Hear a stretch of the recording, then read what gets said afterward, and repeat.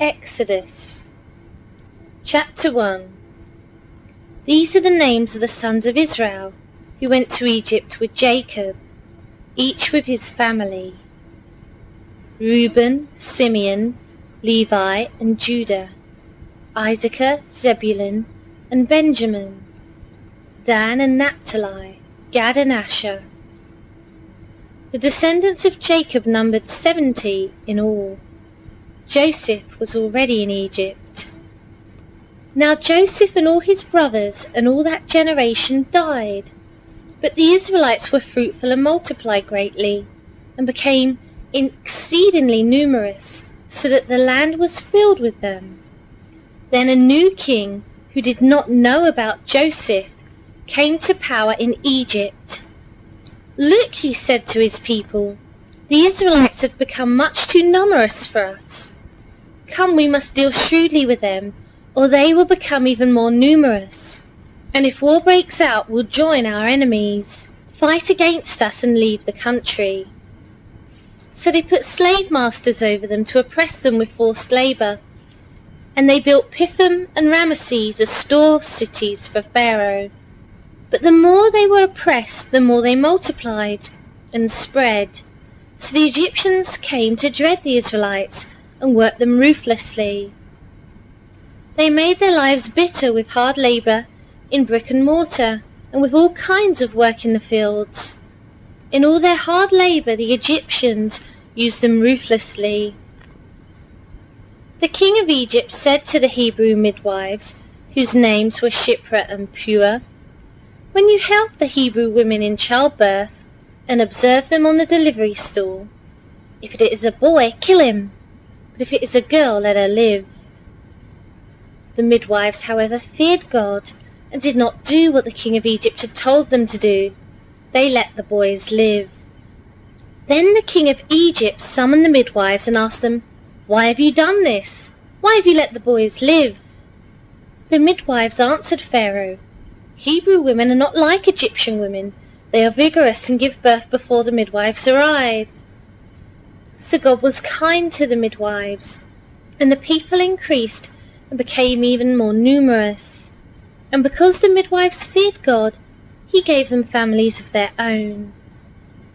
Then Pharaoh gave this order to all his people: "Every boy that is born you must throw into the Nile, but let every girl live." Chapter 2. Now a man of the house of Levi married a Levite woman, and she became pregnant and gave birth to a son. When she saw that he was a fine child, she hid him for 3 months. But when she could hide him no longer, she got a papyrus basket for him and coated it with tar and pitch. Then she placed the child in it and put it among the reeds along the bank of the Nile. His sister stood at a distance to see what would happen to him. Then Pharaoh's daughter went down to the Nile to bathe, and her attendants were walking along the river bank. She saw the basket among the reeds and sent her slave girl to get it. She opened it and saw the baby. He was crying, and she felt sorry for him. "This is one of the Hebrew babies," she said. Then his sister asked Pharaoh's daughter, "Shall I go and get one of the Hebrew women to nurse the baby for you?" "Yes, go," she answered, and the girl went and got the baby's mother. Pharaoh's daughter said to her, "Take this baby and nurse him for me, and I will pay you." So the woman took the baby and nursed him. When the child grew older, she took him to Pharaoh's daughter, and he became her son. She named him Moses, saying, "I drew him out of the water." One day after Moses had grown up, he went out to where his own people were and watched them at their hard labour. He saw an Egyptian beating a Hebrew, one of his own people. Glancing this way and that and seeing no one, he killed the Egyptian and hid him in the sand. The next day he went out and saw 2 Hebrews fighting. He asked the one in the wrong, "Why are you hitting your fellow Hebrew?" The man said, "Who made you ruler and judge over us? Are you thinking of killing me as you killed the Egyptian?" Then Moses was afraid and thought what I did must have become known. When Pharaoh heard of this, he tried to kill Moses, but Moses fled from Pharaoh and went to live in Midian, where he sat down by a well. Now a priest of Midian had 7 daughters, and they came to draw water and fill the troughs to water their father's flock. Some shepherds came along and drove them away, but Moses got up and came to their rescue and watered their flock. When the girls returned to Reuel, their father, he asked them, "Why have you returned so early today?" They answered, "An Egyptian rescued us from the shepherds. He even drew water for us and watered the flock." "Where is he?" he asked his daughters. "Why did you leave him? Invite him to have something to eat." Moses agreed to stay with the man who gave his daughter Ziphrah to Moses in marriage. Ziphrah gave birth to a son, and Moses named him Gershom, saying, "I have become an alien in a foreign land." During the long period, the king of Egypt died. The Israelites groaned in their slavery and cried out, and their cry for help because of their slavery went up to God. God heard their groaning, and he remembered his covenant with Abraham, with Isaac, and with Jacob. So God looked on the Israelites and was concerned about them. Chapter 3. Now Moses was tending the flock of Jethro, his father-in-law, the priest of Midian, and he led the flock to the far side of the desert and came to Horeb, the mountain of God. There the angel of the Lord appeared to him in flames of fire from within a bush. Moses saw that though the bush was on fire, it did not burn up. So Moses thought, "I will go over and see this strange sight, why the bush does not burn up." When the Lord saw that he had gone over to look, God called to him from within the bush, "Moses, Moses." And Moses said, "Here I am." "Do not come any closer," God said. "Take off your sandals, for the place where you are standing is holy ground." Then he said, "I am the God of your father, the God of Abraham, the God of Isaac, and the God of Jacob." At this Moses hid his face because he was afraid to look at God. The Lord said, "I have indeed seen the misery of my people in Egypt. I have heard them crying out because of their slave drivers, and I am concerned about their suffering. So I have come down to rescue them from the hand of the Egyptians and to bring them up out of that land into a good and spacious land, a land flowing with milk and honey, the home of the Canaanites, Hittites, Amorites, Perizzites, Hivites, and Jebusites. And now the cry of the Israelites has reached me, and I have seen the way the Egyptians are oppressing them. So now go, I am sending you to Pharaoh to bring my people, the Israelites, out of Egypt." But Moses said to God, "Who am I that I should go to Pharaoh and bring the Israelites out of Egypt?" And God said, "I will be with you, and this will be the sign to you that it is I who have sent you. When you have brought the people out of Egypt, you will worship God on this mountain." Moses said to God, "Suppose I go to the Israelites and say to them, 'The God of your fathers has sent me to you,' and they ask me, 'What is his name?' Then what shall I tell them?" God said to Moses, "I am who I am. This is what you are to say to the Israelites, 'I am has sent me to you.'" God also said to Moses, "Say to the Israelites, 'The Lord, the God of your fathers, the God of Abraham, the God of Isaac, and the God of Jacob, has sent me to you. This is my name forever, the name by which I am to be remembered from generation to generation. Go, assemble the elders of Israel, and say to them, 'The Lord, the God of your fathers, the God of Abraham, Isaac, and Jacob, appeared to me and said, I have watched over you and have seen what has been done to you in Egypt. And I have promised to bring you up out of your misery in Egypt into the land of the Canaanites, Hittites, Amorites, Perizzites, Hivites, and Jebusites. a land flowing with milk and honey. The elders of Israel will listen to you. Then you and the elders are to go to the king of Egypt and say to him, "The Lord, the God of the Hebrews, has met with us. Let us take a 3-day journey into the desert to offer sacrifices to the Lord our God. But I know that the king of Egypt will not let you go unless a mighty hand compels him. So I will stretch out my hand and strike the Egyptians with all the wonders that I will perform among them. After that he will let you go. And I will make the Egyptians favourably disposed towards this people, so that when you leave you will not go empty-handed.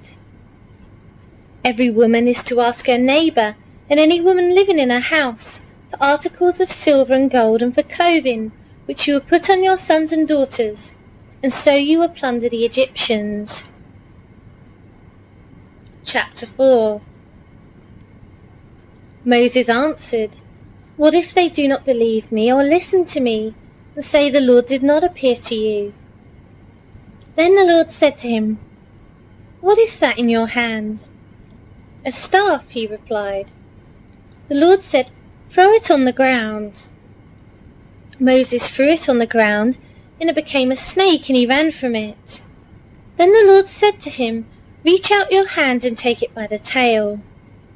So Moses reached out and took hold of the snake, and it turned back into a staff in his hand. "This," said the Lord, "is so that they may believe that the Lord, the God of their fathers, the God of Abraham, the God of Isaac, and the God of Jacob, has appeared to you." Then the Lord said, "Put your hand inside your cloak." So Moses put his hand into his cloak, and when he took it out, it was leprous like snow. "Now put it back into your cloak," he said. So Moses put his hand back into his cloak, and when he took it out, it was restored like the rest of his flesh. Then the Lord said, "If they do not believe you or pay attention to the first miraculous sign, they may believe the second. But if they do not believe these 2 signs or listen to you, take some water from the Nile and pour it on the dry ground. The water you take from the river will become blood on the ground." Moses said to the Lord, "O Lord, I have never been eloquent, neither in the past, nor since you have spoken to your servant. I am slow of speech and tongue."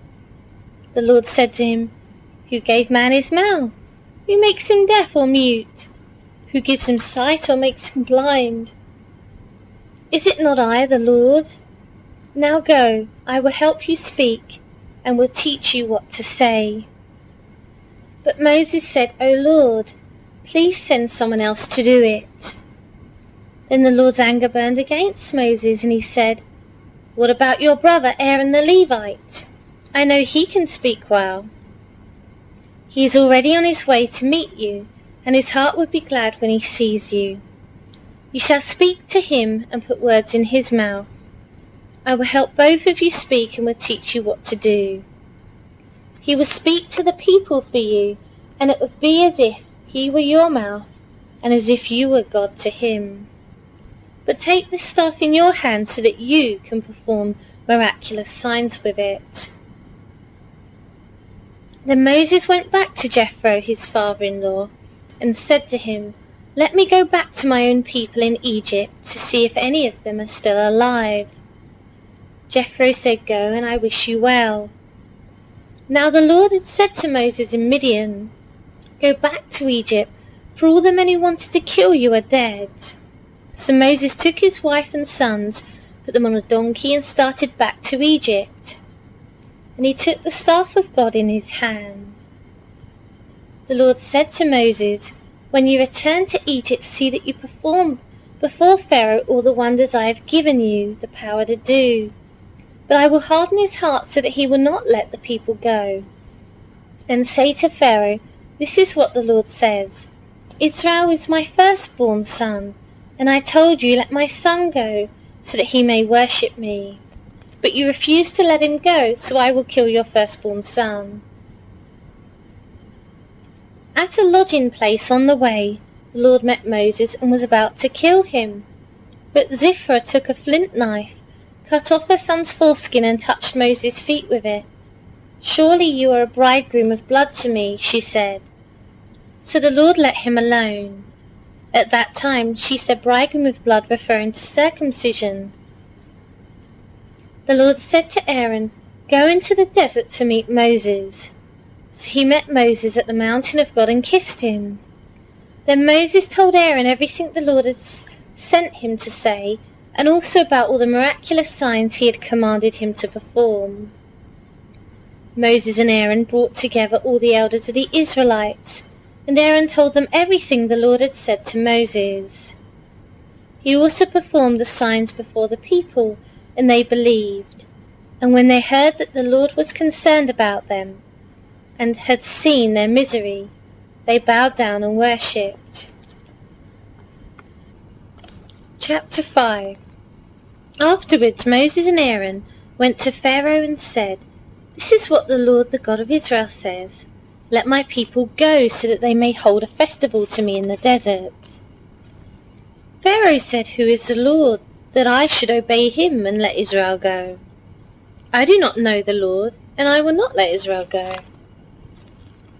Then they said, "The God of the Hebrews has met with us. Now let us take a 3-day journey into the desert to offer sacrifices to the Lord our God, or he may strike us with plagues or with the sword." But the king of Egypt said, "Moses and Aaron, why are you taking the people away from their labour? Get back to your work." Then Pharaoh said, "Look, the people of the land are now numerous, and you are stopping them from working." That same day Pharaoh gave this order to the slave drivers and foremen in charge of the people: "You are no longer to supply the people with straw for making bricks. Let them go and gather their own straw. But require them to make the same number of bricks as before. Don't reduce the quota. They are lazy. That is why they are crying out, 'Let us go and sacrifice to our God.' Make the work harder for the men, so that they keep working and pay no attention to lies." Then the slave drivers and the foremen went out and said to the people, "This is what Pharaoh says. I will not give you any more straw. Go and get your own straw whenever you can find it. But your work will not be reduced at all." So the people scattered all over Egypt to gather stubble to use for straw. The slave drivers kept pressing them, saying, "Complete the work required of you for each day, just as when you had straw." The Israelite foremen appointed by Pharaoh's slave drivers were beaten and were asked, "Why didn't you meet your quota of bricks yesterday or today as before?" Then the Israelite foreman went and appealed to Pharaoh. "Why have you treated your servants this way? Your servants are given no straw, yet we are told make bricks. Your servants are being beaten, but the fault is with your own people." Pharaoh said, "Lazy, that's what you are, lazy. That is why you keep saying, 'Let us go and sacrifice to the Lord.' Now get to work. You will not be given any straw, yet you must produce your full quota of bricks." The Israelite foremen realized that they were in trouble when they were told, "You are not to reduce the number of bricks required of you for each day." When they left Pharaoh, they found Moses and Aaron waiting to meet them. And they said, "May the Lord look upon you and judge you. You have made us a stench to Pharaoh and his officials, and have put a sword in their hand to kill us." Moses returned to the Lord and said, "O Lord, why have you brought trouble upon this people? Is this why you sent me? Ever since I went to Pharaoh to speak in your name, he has brought trouble upon this people, and you have not rescued your people at all." Chapter 6. Then the Lord said to Moses, "Now you will see what I will do to Pharaoh. Because of my mighty hand, he will let them go. Because of my mighty hand, he will drive them out of his country." God also said to Moses, "I am the Lord. I appeared to Abraham, to Isaac, and to Jacob as God Almighty, but by my name, the Lord, I did not make myself known to them. I also established my covenant with them, to give them the land of Canaan, where they lived as aliens. Moreover, I have heard the groaning of the Israelites, whom the Egyptians are enslaving, and I have remembered my covenant. Therefore say to the Israelites, I am the Lord, and I will bring you out from under the yoke of the Egyptians. I will free you from being slaves to them, and I will redeem you with an outstretched arm and with mighty acts of judgment. I will take you as my own people, and I will be your God. Then you will know that I am the Lord your God, who brought you out from under the yoke of the Egyptians. And I will bring you to the land I swore with uplifted hand to give to Abraham, to Isaac and to Jacob.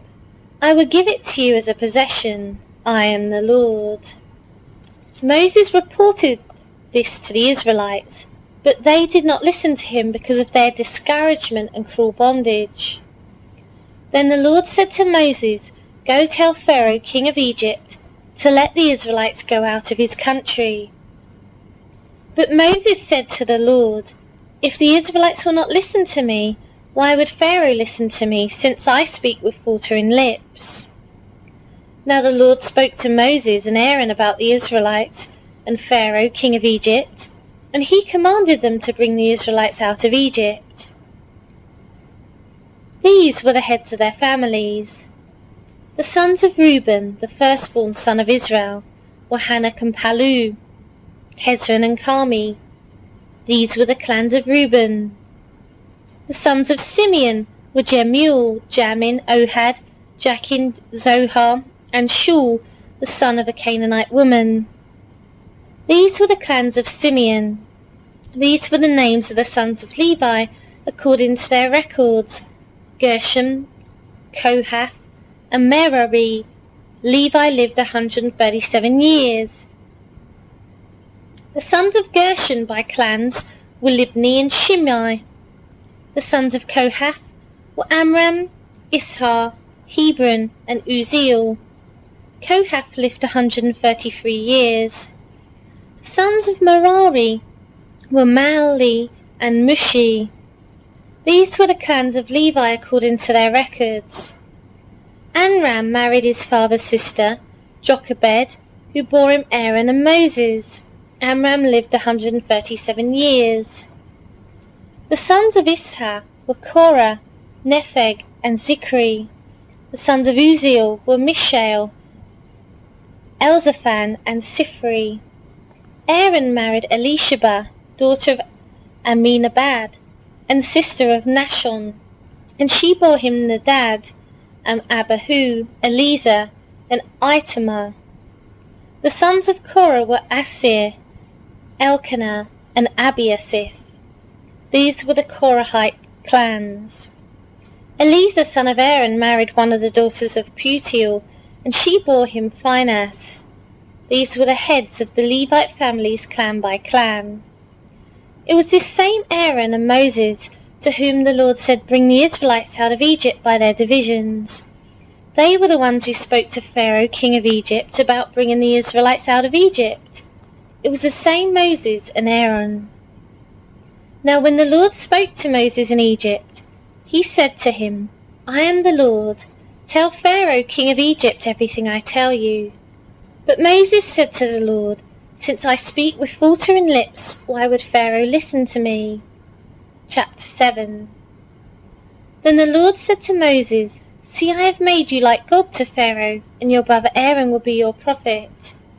You are to say everything I command you, and your brother Aaron is to tell Pharaoh to let the Israelites go out of his country. But I will harden Pharaoh's heart, and though I multiply my miraculous signs and wonders in Egypt, he will not listen to you. Then I will lay my hand on Egypt, and with mighty acts of judgment I will bring out my divisions, my people the Israelites, and the Egyptians will know that I am the Lord, when I stretch out my hand against Egypt and bring the Israelites out of it. Moses and Aaron did just as the Lord commanded them. Moses was 80 years old, and Aaron 83 when they spoke to Pharaoh.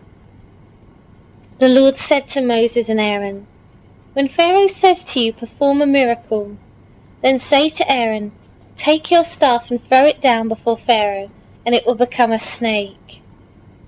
So Moses and Aaron went to Pharaoh and did just as the Lord commanded. Aaron threw his staff down in front of Pharaoh and his officials, and it became a snake. Pharaoh then summoned the wise men and sorcerers, and the Egyptian magicians also did the same things by their secret arts. Each one threw down his staff and it became a snake, but Aaron's staff swallowed up their staffs. Yet Pharaoh's heart became hard, and he would not listen to them, just as the Lord had said. Then the Lord said to Moses, Pharaoh's heart is unyielding. He refuses to let the people go. Go to Pharaoh in the morning as he goes out to the water. Wait on the bank of the Nile to meet him, and take in your hand the staff that was changed into a snake. Then say to him, The Lord, the God of the Hebrews, has sent me to say to you, Let my people go, so that they may worship me in the desert. But until now you have not listened. This is what the Lord says, By this you will know that I am the Lord. With the staff that is in my hand, I will strike the water of the Nile, and it will be changed into blood. The fish in the Nile will die, and the river will stink. The Egyptians will not be able to drink its water.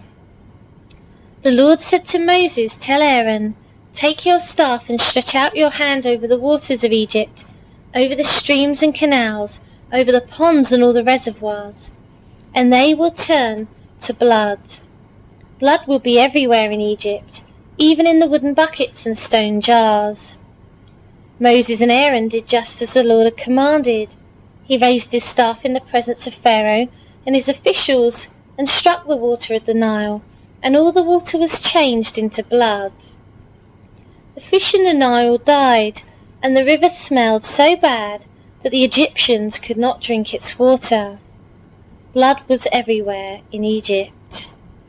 But the Egyptian magicians did the same things by their secret arts, and Pharaoh's heart became hard. He would not listen to Moses and Aaron, just as the Lord had said. Instead he turned and went into his palace, and did not take even this to heart. And all the Egyptians dug along the Nile to get drinking water, because they could not drink the water of the river. 7 days passed after the Lord struck the Nile. Chapter 8. Then the Lord said to Moses, Go to Pharaoh and say to him, This is what the Lord says, Let my people go, so that they may worship me. If you refuse to let them go, I will plague your whole country with frogs. The Nile will teem with frogs. They will come up into your palace and your bedroom and onto your bed, into the houses of your officials and your people, and into your ovens and kneading troughs. The frogs will go up on you, and your people and all your officials. Then the Lord said to Moses, Tell Aaron, Stretch out your hand with your staff over the streams and canals and ponds, and make frogs come up on the land of Egypt. So Aaron stretched out his hand over the waters of Egypt, and the frogs came up and covered the land. But the magicians did the same things by their secret arts. They also made frogs come up on the land of Egypt.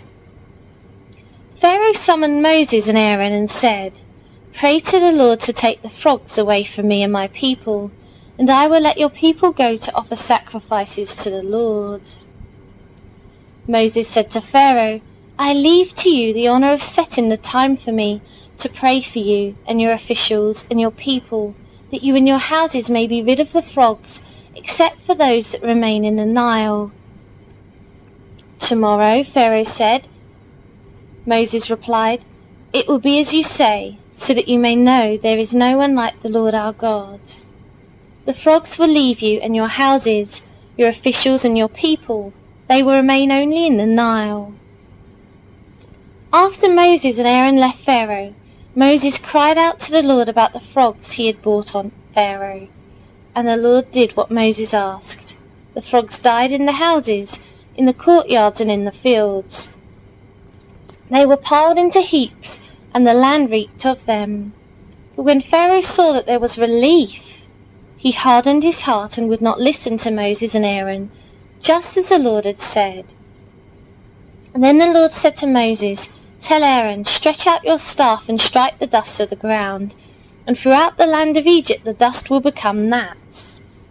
They did this, and when Aaron stretched out his hand with the staff and struck the dust of the ground, gnats came upon men and animals. all the dust throughout the land of Egypt became gnats. But when the magicians tried to produce gnats by their secret art, they could not, and the gnats were on men and animals. The magicians said to Pharaoh, "This is the finger of God." But Pharaoh's heart was hard, and he would not listen, just as the Lord had said. Then the Lord said to Moses, "Get up early in the morning and confront Pharaoh as he goes to the water, and say to him, 'This is what the Lord says, let my people go, so that they may worship me. If you do not let my people go, I will send swarms of flies on you and your officials, on your people and into your houses. The houses of the Egyptians will be full of flies, and even the ground where they are. But on that day I will deal differently with the land of Goshen, where my people live. No swarms of flies will be there, so that you will know that I, the Lord, am in this land. I will make a distinction between my people and your people. This miraculous sign will occur tomorrow." And the Lord did this. Dense swarms of flies poured into Pharaoh's palace and into the houses of his officials, and throughout Egypt the land was ruined by the flies. Then Pharaoh summoned Moses and Aaron and said, "Go sacrifice to your God here in the land." But Moses said that would not be right. The sacrifices we offer the Lord our God would be detestable to the Egyptians, and if we offer sacrifices that are detestable in their eyes, will they not stone us? We must take a 3-day journey into the desert to offer sacrifices to the Lord our God, as he commands us. Pharaoh said, "I will let you go to offer sacrifices to the Lord your God in the desert, but you must not go very far. Now pray for me." Moses answered, "As soon as I leave you, I will pray to the Lord, and tomorrow the flies will leave Pharaoh and his officials and his people. Only be sure that Pharaoh does not act deceitfully again by not letting the people go to offer sacrifices to the Lord." Then Moses left Pharaoh and prayed to the Lord, and the Lord did what Moses asked. The flies left Pharaoh and his officials and his people, not a fly remained. But this time also Pharaoh hardened his heart and would not let the people go. Chapter 9. Then the Lord said to Moses, "Go to Pharaoh and say to him, 'This is what the Lord, the God of the Hebrews, says. Let my people go, so that they may worship me. If you refuse to let them go and continue to hold them back, the hand of the Lord will bring a terrible plague on your livestock in the field, on your horses and donkeys and camels, and on your cattle and sheep and goats. But the Lord will make a distinction between the livestock of Israel and that of Egypt, so that no animal belonging to the Israelites will die." The Lord set a time and said, "Tomorrow the Lord will do this in the land." And the next day the Lord did it. All the livestock of the Egyptians died, but not one animal belonging to the Israelites died. Pharaoh sent men to investigate and found that not even one of the animals of the Israelites had died. Yet his heart was unyielding, and he would not let the people go. Then the Lord said to Moses and Aaron, "Take handfuls of soot from a furnace, and have Moses toss it in the air, in the presence of Pharaoh. It will become fine dust over the whole land of Egypt, and festering boils will break out on men and animals throughout the land." So they took soot from a furnace and stood before Pharaoh. Moses tossed it into the air, and festering boils broke out on men and animals. The magicians could not stand before Moses because of the boils that were on them and on all the Egyptians. But the Lord hardened Pharaoh's heart, and he would not listen to Moses and Aaron, just as the Lord had said to Moses. Then the Lord said to Moses, "Get up early in the morning, confront Pharaoh and say to him, 'This is what the Lord, the God of the Hebrews, says. Let my people go, so that they may worship me. Or this time I will send the full force of my plagues against you and against your officials and your people, so you may know that there is no one like me in all the earth. For by now I could have stretched out my hand and struck you and your people with a plague that would have wiped you off the earth, but I have raised you up for this very purpose, that I might show you my power, and that my name might be proclaimed in all the earth. You still set yourself against my people, and will not let them go. Therefore at this time, tomorrow, I will send the worst hailstorm that has ever fallen on Egypt, from the day it was founded till now. Give an order now to bring your livestock and everything you have in the field to a place of shelter, because the hail will fall on every man and animal that has not been brought in and is still out in the field, and they will die. Those officials of Pharaoh who feared the word of the Lord hurried to bring their slaves and their livestock inside. But those who ignored the word of the Lord left their slaves and livestock in the field. Then the Lord said to Moses, "Stretch out your hand towards the sky, so that hail will fall all over Egypt, on men and animals, and on everything growing in the fields of Egypt." When Moses stretched out his staff towards the sky, the Lord sent thunder and hail, and lightning flashed down to the ground. So the Lord rained hail on the land of Egypt. Hail fell and lightning flashed back and forth. It was the worst storm in all the land of Egypt, since it had become a nation. Throughout Egypt, hail struck everything in the fields, both men and animals. It beat down everything growing in the fields and stripped every tree. The only places it did not hail was the land of Goshen, where the Israelites were. Then Pharaoh summoned Moses and Aaron. "This time I have sinned," he said to them. "The Lord is in the right, and I and my people are in the wrong. Pray to the Lord, for we have had enough thunder and hail. I will let you go. You don't have to stay any longer." Moses replied, "When I have gone out of the city, I will spread out my hands in prayer to the Lord.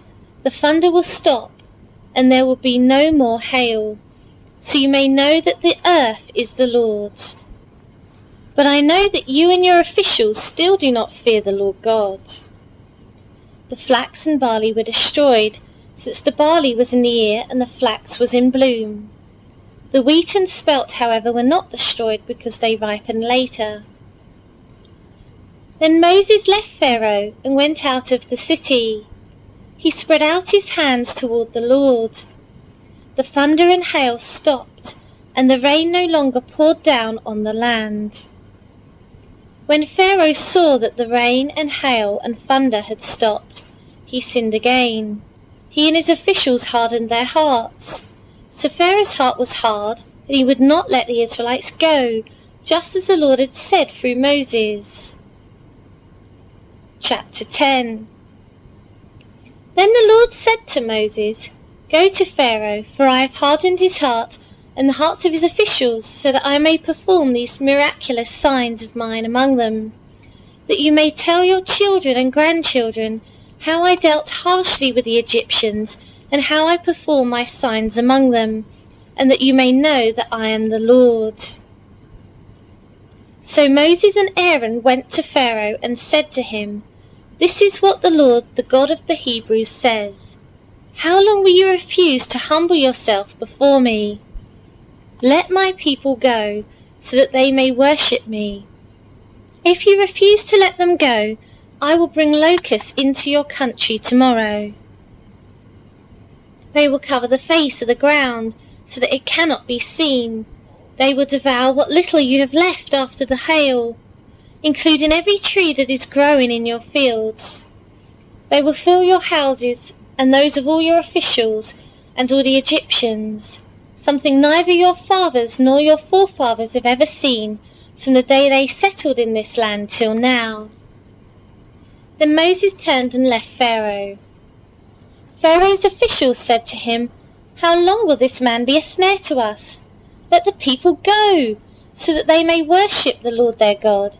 Do you not yet realize that Egypt is ruined?"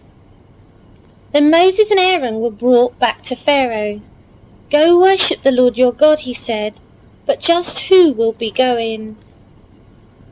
Moses answered, "We will go with our young and old, with our sons and daughters, and with our flocks and herds, because we are to celebrate a festival to the Lord." Pharaoh said, "The Lord be with you, if I let you go, along with your women and children. Clearly you are bent on evil. No, let only the men go and worship the Lord, since that's what you have been asking for." Then Moses and Aaron were driven out of Pharaoh's presence. And the Lord said to Moses, "Stretch out your hand over Egypt, so that locusts will swarm over the land and devour everything growing in the fields, everything left by the hail." So Moses stretched out his staff over Egypt, and the Lord made an east wind blow across the land all that day and all that night. By morning the wind had brought the locusts. They invaded all Egypt and settled down in every area of the country in great numbers. Never before had there been such a plague of locusts, nor will there ever be again. They covered all the ground until it was black. They devoured all that was left after the hail, everything growing in the fields and the fruit on the trees. Nothing green remained on tree or plant in all the land of Egypt. Pharaoh quickly summoned Moses and Aaron and said, "I have sinned against the Lord your God and against you. Now forgive my sin once more and pray to the Lord your God to take this deadly plague away from me." Moses then left Pharaoh and prayed to the Lord. And the Lord changed the wind to a very strong west wind, which caught up the locusts and carried them into the Red Sea. Not a locust was left anywhere in Egypt. But the Lord hardened Pharaoh's heart, and he would not let the Israelites go.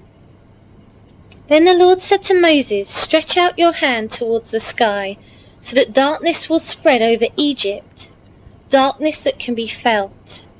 So Moses stretched out his hand towards the sky, and total darkness covered all Egypt for 3 days.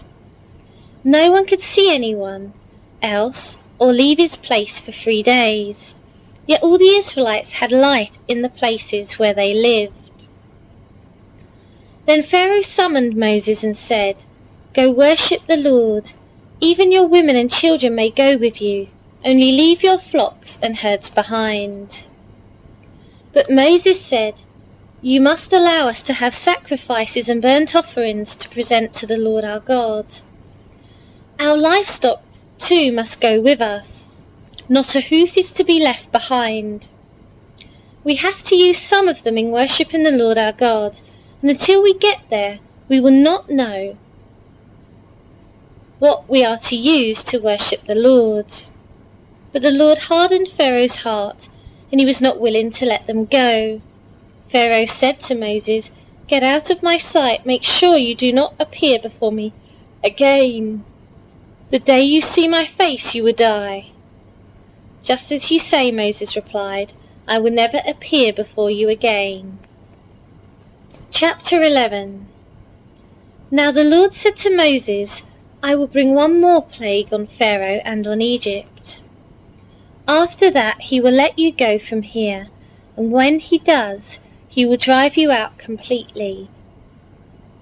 Tell the people that men and women alike are to ask their neighbours for articles of silver and gold." The Lord made the Egyptians favourably disposed towards the people, and Moses himself was highly regarded in Egypt by Pharaoh's officials and by the people. So Moses said, "This is what the Lord says. About midnight I will go throughout Egypt. Every firstborn son in Egypt will die, from the firstborn son of Pharaoh, who sits on the throne, to the firstborn son of the slave girl who is at her handmill, and all the firstborn of the cattle as well. There will be loud wailing throughout Egypt, worse than there has ever been or ever will be again. But among the Israelites not a dog will bark at any man or animal. Then you will know that the Lord makes a distinction between Egypt and Israel. all these officials of yours will come to me, bowing down before me and saying, 'Go, you and all the people who follow you.' After that I will leave." Then Moses, hot with anger, left Pharaoh. The Lord had said to Moses, "Pharaoh will refuse to listen to you, so that my wonders may be multiplied in Egypt." Moses and Aaron performed all these wonders before Pharaoh, but the Lord hardened Pharaoh's heart, and he would not let the Israelites go out of his country. Chapter 12. The Lord said to Moses and Aaron in Egypt, "This month is to be for you the first month of your year. Tell the whole community of Israel that on the 10th day of this month, each man is to take a lamb for his family, one for each household. If any household is too small for a whole lamb, they must share one with their nearest neighbour, having taken into account the number of people there are. You are to determine the amount of lamb needed in accordance with what each person will eat. The animals you choose must be year-old males without defect, and you may take them from the sheep or the goats. Take care of them until the 14th day of the month, when all the people of the community of Israel must slaughter them at twilight. Then they are to take some of the blood and put it on the sides and tops of the door frames of the houses where they eat the lambs. That same night they are to eat the meat roasted over the fire, along with bitter herbs and bread made without yeast. Do not eat the meat raw or cooked in water, but roasted over the fire, head, legs and inner parts. Do not leave any of it till morning. If some is left till morning, you must burn it. This is how you are to eat it: with your cloak tucked into your belt, your sandals on your feet and your staff in your hand. Eat in haste. It is the Lord's Passover. On that same night I will pass through Egypt and strike down every firstborn, both men and animals, and I will bring judgment on all the gods of Egypt. I am the Lord. The blood will be a sign for you on the houses where you are, and when I see the blood I will pass over you. No destructive plague will touch you when I strike Egypt. This is a day you are to commemorate. For the generations to come you shall celebrate it as a festival to the Lord, a lasting ordinance. For 7 days you are to eat bread made without yeast. On the first day remove the yeast from your houses, for whoever eats anything with yeast in it from the first day until the 7th must be cut off from Israel. On the first day hold a sacred assembly, and another one on the 7th day. Do not work at all on these days, except to prepare food for everyone to eat. That is all you may do. Celebrate the feast of unleavened bread, because it was on this very day that I brought your divisions out of Egypt. Celebrate this day as a lasting ordinance for the generations to come. In the first month you are to eat bread made without yeast.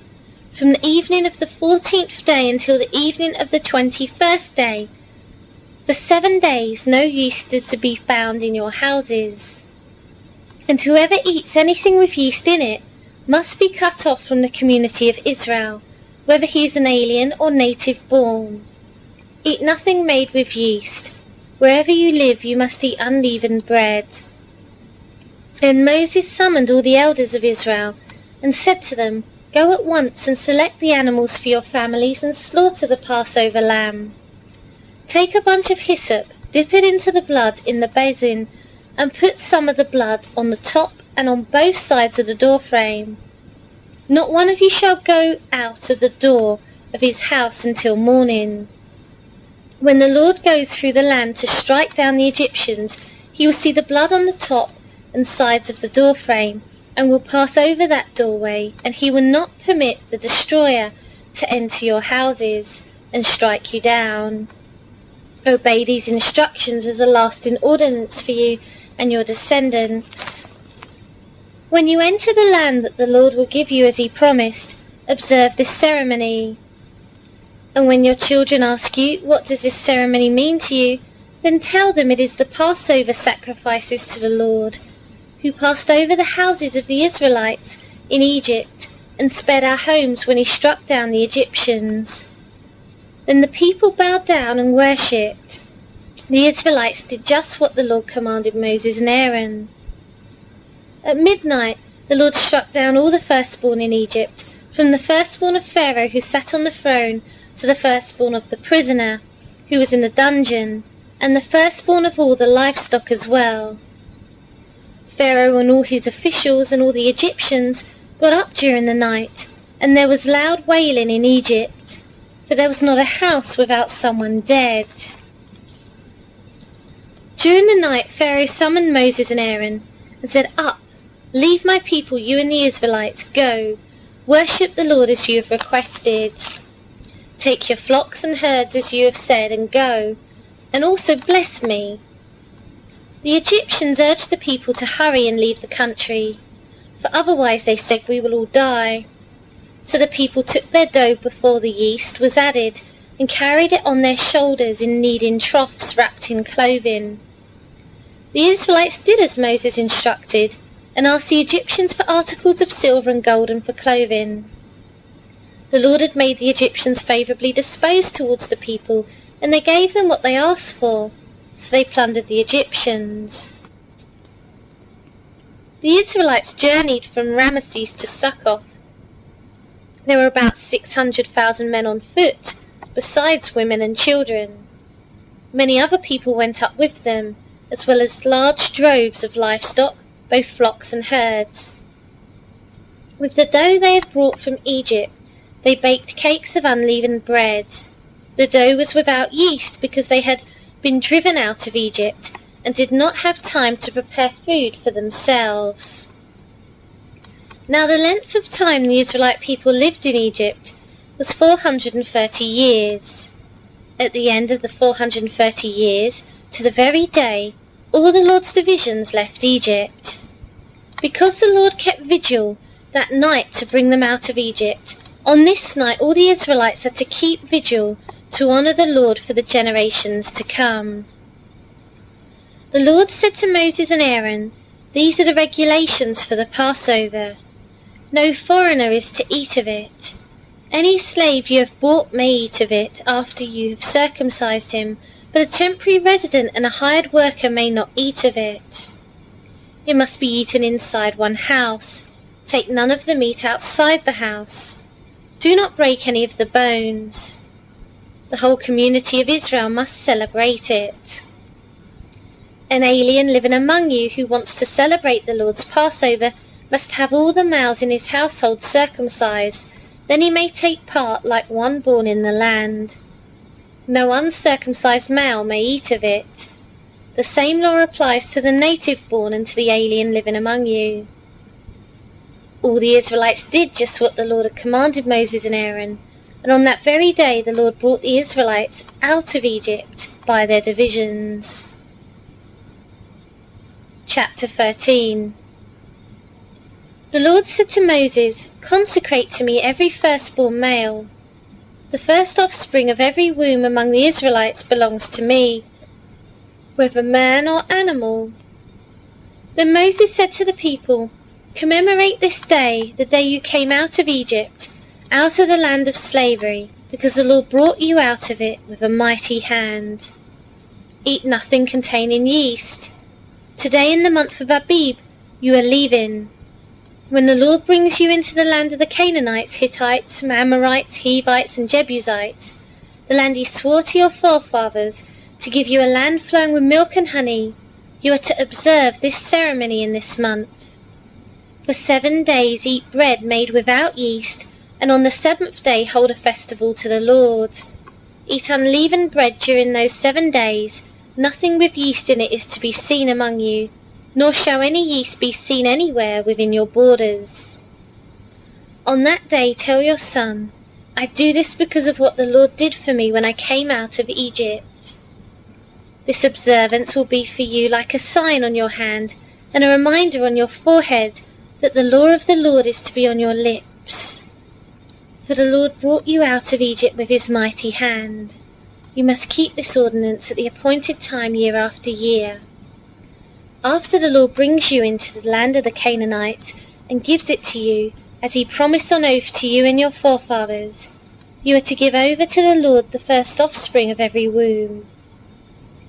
All the firstborn males of your livestock belong to the Lord. Redeem with a lamb every firstborn donkey, but if you do not redeem it, break its neck. Redeem every firstborn among your sons. In days to come, when your sons ask you, what does this mean? Say to him, with a mighty hand the Lord brought us out of Egypt, out of the land of slavery. When Pharaoh stubbornly refused to let us go, the Lord killed every firstborn in Egypt, both man and animal. This is why I sacrifice to the Lord the first male offspring of every womb, and redeem each of my firstborn sons. And it will be like a sign on your hand and a symbol on your forehead that the Lord brought us out of Egypt with his mighty hand. When Pharaoh let the people go, God did not lead them on the road through the Philistine country, though that was shorter. For God said if they face war, they might change their minds and return to Egypt. So God led the people around by the desert road towards the Red Sea. The Israelites went up out of Egypt armed for battle. Moses took the bones of Joseph with him, because Joseph had made the sons of Israel swear an oath. He had said, God will surely come to your aid, and then you must carry my bones up with you from this place. After leaving Succoth, they camped at Etham on the edge of the desert. By day the Lord went ahead of them in a pillar of cloud to guide them on their way, and by night in a pillar of fire to give them light, so that they could travel by day or night. Neither the pillar of cloud by day nor the pillar of fire by night left its place in front of the people. Chapter 14. Then the Lord said to Moses, Tell the Israelites to turn back and camp near Pi-hahiroth, between Migdol and the sea. They are to camp by the sea directly opposite Baal-zephon. Pharaoh would think the Israelites are wandering around the land in confusion, hemmed in by the desert, and I will harden Pharaoh's heart and he will pursue them. But I will gain glory for myself through Pharaoh and all his army, and the Egyptians will know that I am the Lord. So the Israelites did this. When the king of Egypt was told that the people had fled, Pharaoh and his officials changed their minds about them and said, What have we done? We have let the Israelites go and have lost their services. So he had his chariot made ready and took his army with him. He took 600 of the best chariots, along with all the other chariots of Egypt, with officers over all of them. The Lord hardened the heart of Pharaoh, king of Egypt, so that he pursued the Israelites, who were marching out boldly. The Egyptians, all Pharaoh's horses and chariots, horsemen and troops, pursued the Israelites and overtook them as they camped by the sea near Pi-hahiroth, opposite Baal-zephon. As Pharaoh approached, the Israelites looked up, and there were the Egyptians marching after them. They were terrified and cried out to the Lord. They said to Moses, Was it because there were no graves in Egypt that you brought us to the desert to die? What have you done to us by bringing us out of Egypt? Didn't we say to you in Egypt, Leave us alone, let us serve the Egyptians? It would have been better for us to serve the Egyptians than to die in the desert. Moses answered the people, Do not be afraid. Stand firm, and you will see the deliverance the Lord will bring you today. The Egyptians you see today, you will never see again. The Lord will fight for you. You need only to be still. Then the Lord said to Moses, Why are you crying out to me? Tell the Israelites to move on. Raise your staff and stretch out your hand over the sea to divide the water, so that the Israelites can go through the sea on dry ground. I will harden the hearts of the Egyptians, so that they will go in after them, and I will gain glory through Pharaoh and all his army, through his chariots and his horsemen. The Egyptians will know that I am the Lord when I gain glory through Pharaoh, his chariots and his horsemen. Then the angel of God, who had been travelling in front of Israel's army, withdrew and went behind them.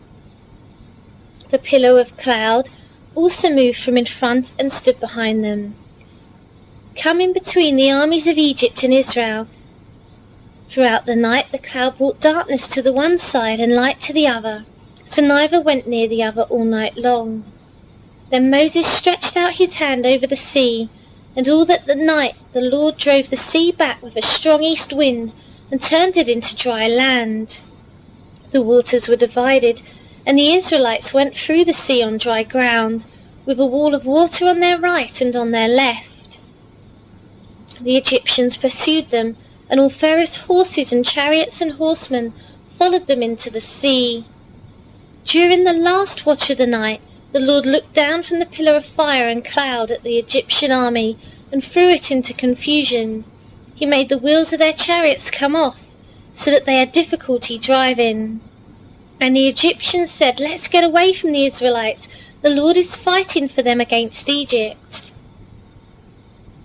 Then the Lord said to Moses, "Stretch out your hand over the sea, so that the waters may flow back over the Egyptians and their chariots and horsemen." Moses stretched out his hand over the sea, and at daybreak the sea went back to its place. The Egyptians were fleeing towards it, and the Lord swept them into the sea. The water flowed back and covered the chariots and horsemen, the entire army of Pharaoh that had followed the Israelites into the sea. Not one of them survived. But the Israelites went through the sea on dry ground, with a wall of water on their right and on their left. That day the Lord saved Israel from the hands of the Egyptians, and Israel saw the Egyptians lying dead on the shore. And when the Israelites saw the great power the Lord displayed against the Egyptians, the people feared the Lord and put their trust in him and in Moses his servant. Chapter 15. Then Moses and the Israelites sang this song to the Lord. "I will sing to the Lord, for he is highly exalted. The horse and its rider he has hurled into the sea. The Lord is my strength and my song. He has become my salvation. He is my God, and I will praise him, my father's God, and I will exalt him. The Lord is a warrior, the Lord is his name. Pharaoh's chariots and his army is hurled into the sea. The best of Pharaoh's officers are drowned in the Red Sea. The deep waters have covered them, they sank to the depths like a stone. Your right hand, O Lord, was majestic in power. Your right hand, O Lord, shattered the enemy. In the greatness of your majesty you threw down those who opposed you. You unleashed your burning anger. It consumed them like stubble. By the blast of your nostrils the waters piled up. The surging waters stood firm like a wall. The deep waters congealed in the heart of the sea. The enemy boasted, "I will pursue, I will overtake them. I will divide the spoils. I will gorge myself on them. I will draw my sword, and my hand will destroy them."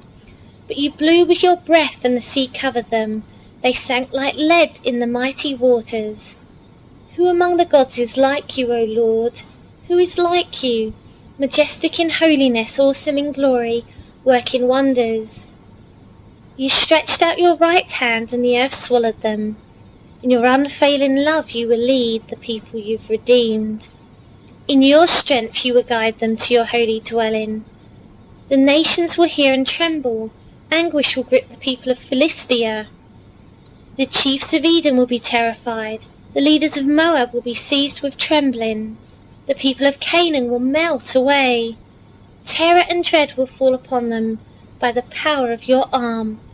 They will be as still as a stone, until your people pass by, O Lord, until the people you bought pass by. You will bring them in and plant them on the mountain of your inheritance, the place, O Lord, you made for your dwelling. The sanctuary, O Lord, your hands established. The Lord will reign forever and ever. When Pharaoh's horses, chariots and horsemen went into the sea, the Lord brought the waters of the sea back over them. But the Israelites walked through the sea on dry ground. Then Miriam the prophetess, Aaron's sister, took a tambourine in her hand, and all the women followed her with tambourines and dancing. Miriam sang to them, Sing to the Lord, for he is highly exalted. The horse and its rider he has hurled into the sea. Then Moses led Israel from the Red Sea, and they went into the desert of Shur. For 3 days they travelled in the desert without finding water. When they came to Marah, they could not drink its water because it was bitter. That is why the place is called Marah. So the people grumbled against Moses, saying, "What are we to drink?" Then Moses cried out to the Lord, and the Lord showed him a piece of wood. He threw it into the water, and the water became sweet. There the Lord made a decree and a law for them, and there he tested them. He said, "If you listen carefully to the voice of the Lord your God, and do what is right in his eyes, if you pay attention to his commands and keep all his decrees, I will not bring on you any of the diseases I brought on the Egyptians, for I am the Lord who heals you." Then they came to Elim, where there were 12 springs and 70 palm trees, and they camped there near the water. Chapter 16. The whole Israelite community set out from Elim and came to the desert of Sin, which is between Elim and Sinai, on the 15th day of the 2nd month after they had come out of Egypt. In the desert the whole community grumbled against Moses and Aaron. The Israelites said to them, "If only we had died by the Lord's hand in Egypt. There we sat round pots of meat and ate all the food we wanted, but you have brought us out into this desert to starve this entire assembly to death." Then the Lord said to Moses, "I will rain down bread from heaven for you. The people are to go out each day and gather enough for that day. In this way I will test them and see whether they will follow my instructions. On the 6th day they are to prepare what they bring in, and that is to be twice as much as they gather on the other days." So Moses and Aaron said to all the Israelites, "In the evening you will know that it was the Lord who brought you out of Egypt, and in the morning you will see the glory of the Lord, because he has heard your grumbling against him. Who are we that you should grumble against us?" Moses also said, "You will know that it was the Lord when he gives you meat to eat in the evening, and all the bread you want in the morning, because he has heard your grumbling against him. Who are we? You are not grumbling against us, but against the Lord." Then Moses told Aaron, "Say to the entire Israelite community, 'Come before the Lord, for he has heard your grumbling.'" While Aaron was speaking to the whole Israelite community, they looked towards the desert, and there was the glory of the Lord appearing in the cloud. The Lord said to Moses, "I have heard the grumbling of the Israelites. Tell them at twilight you will eat meat, and in the morning you will be filled with bread. Then you will know that I am the Lord your God." That evening quail came and covered the camp, and in the morning there was a layer of dew around the camp.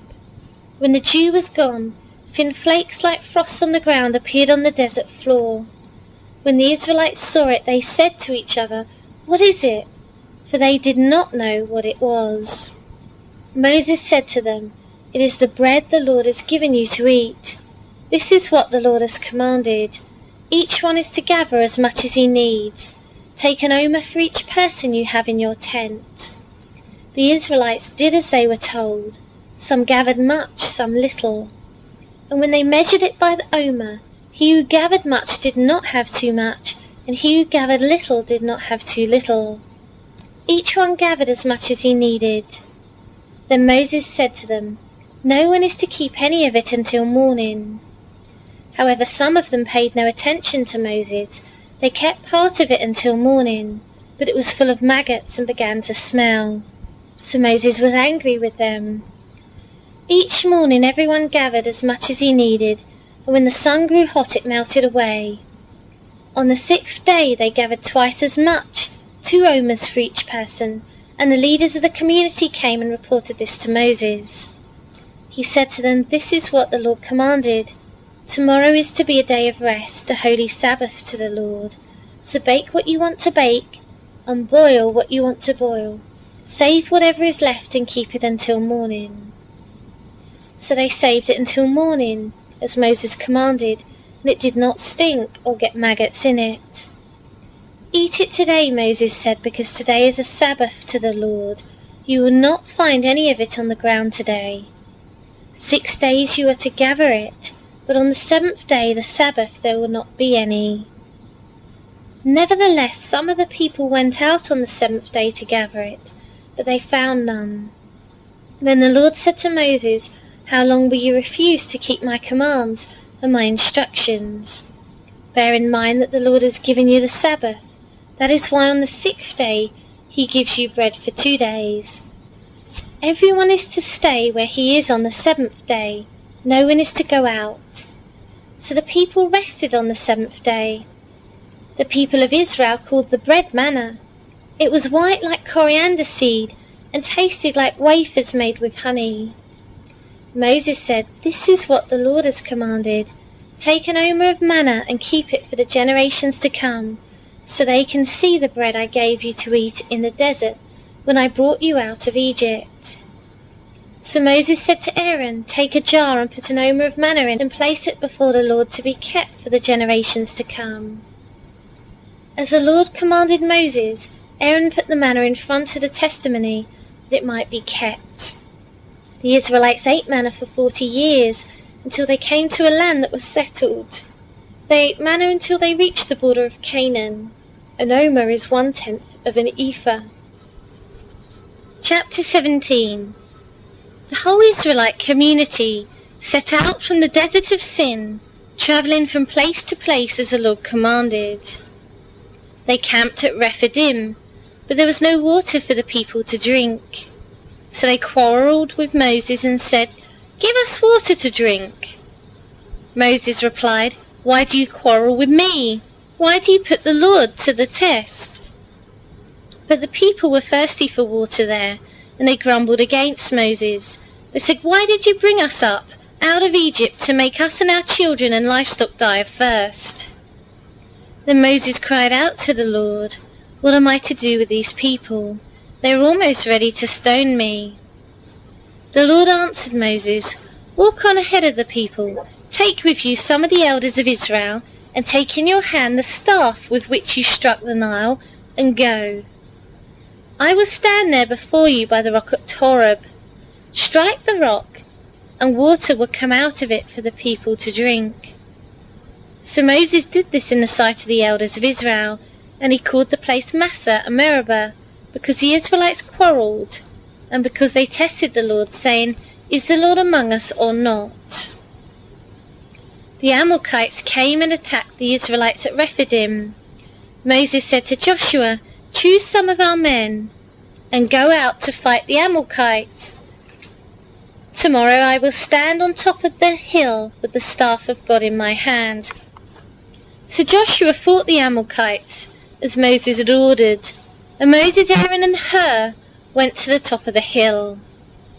As long as Moses held up his hands, the Israelites were winning, but whenever he lowered his hands, the Amalekites were winning. When Moses' hands grew tired, they took a stone and put it under him, and he sat on it.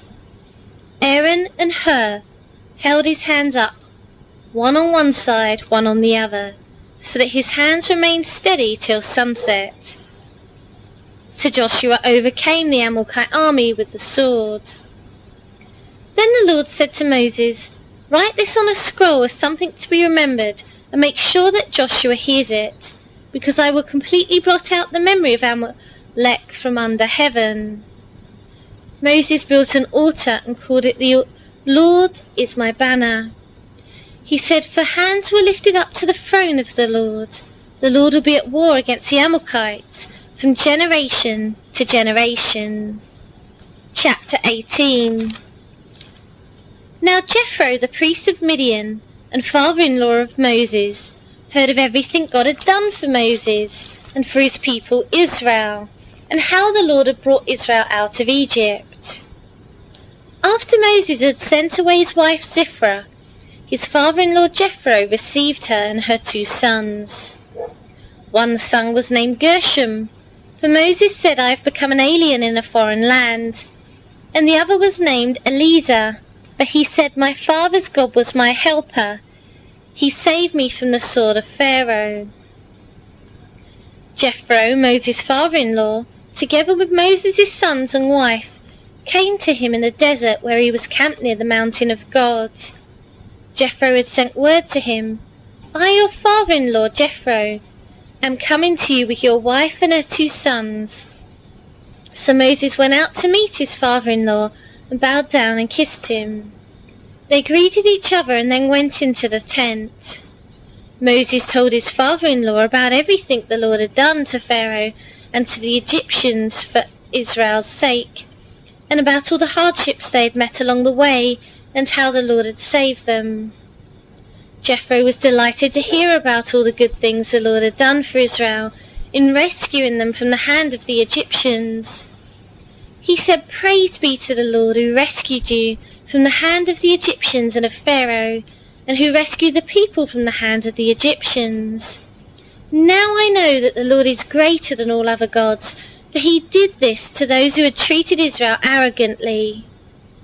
Then Jethro, Moses' father-in-law, brought a burnt offering and other sacrifices to God, and Aaron came with all the elders of Israel to eat bread with Moses' father-in-law in the presence of God. The next day Moses took his seat to serve as judge for the people, and they stood round him from morning to evening. When his father-in-law saw all that Moses was doing for the people, he said, "What is this you are doing for the people? Why do you alone sit as judge, while all these people stand round you from morning till evening?" Moses answered him, "Because the people come to me to seek God's will. Whenever they have a dispute, it is brought to me, and I decide between the parties and inform them of God's decrees and laws." Moses' father-in-law replied, "What you are doing is not good.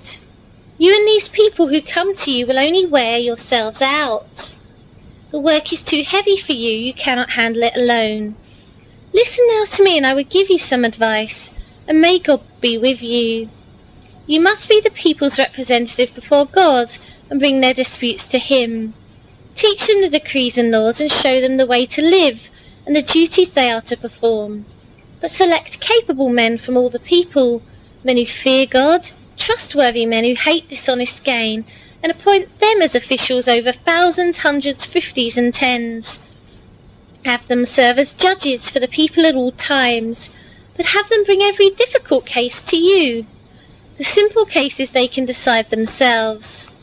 That will make your load lighter, because they will share it with you. If you do this, and God so commands, you will be able to stand the strain, and all these people will go home satisfied." Moses listened to his father-in-law and did everything he said. He chose capable men from all Israel and made them leaders of the people, officials over thousands, hundreds, fifties, and tens. They served as judges for the people at all times. The difficult cases they brought to Moses, but the simple ones they decided themselves. Then Moses sent his father-in-law on his way, and Jethro returned to his own country. Chapter 19. In the 3rd month after the Israelites left Egypt, on the very day, they came to the desert of Sinai. After they set out from Rephidim, they entered the desert of Sinai, and Israel camped there in the desert in front of the mountain. Then Moses went up to God, and the Lord called to him from the mountain and said, "This is what you are to say to the house of Jacob, and what you are to tell the people of Israel. You yourselves have seen what I did to Egypt, and how I carried you on eagle's wings, and brought you to myself. Now if you obey me fully, and keep my covenant, then out of all nations you will be my treasured possession. Although the whole earth is mine, you will be for me a kingdom of priests and a holy nation. These are the words you are to speak to the Israelites." So Moses went back and summoned the elders of the people, and set before them all the words the Lord had commanded him to speak. The people all responded together, "We will do everything the Lord has said." So Moses brought their answer back to the Lord. The Lord said to Moses, "I am going to come to you in a dense cloud, so that people will hear me speaking with you, and will always put their trust in you." Then Moses told the Lord, what the people had said.